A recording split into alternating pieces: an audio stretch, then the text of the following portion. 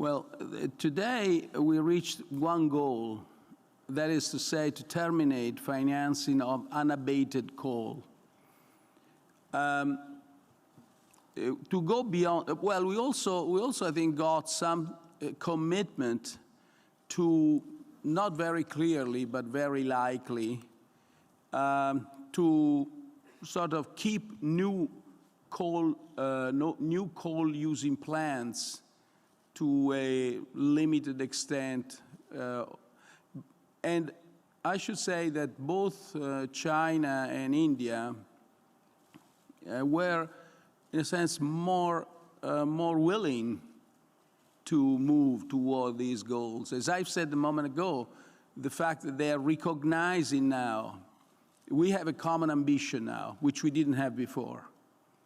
And this common ambition is well clearly formulated in the number of degrees that we have to respect as an objective, as a target, by the amount of money that we give, by the fact, by the way, there is one thing that's been, it's actually quite important in the work done by the finance track, so by the finance ministers.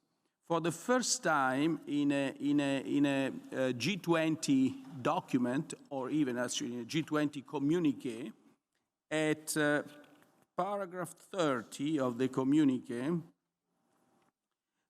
we speak of carbon pricing mechanism. It's never been done before.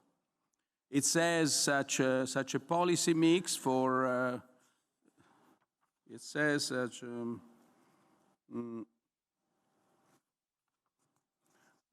so we asked the different G20 work streams to act in synergy with their respective mandates and to achieve all these objectives, to avoid duplication, to actually design and identify appropriate policy mix towards low greenhouse gas emissions economies, etc. Such policy mix should include lots of things, and then, if appropriate, the use of carbon pricing mechanisms and incentives while providing targeted support for the poorest and the most vulnerable.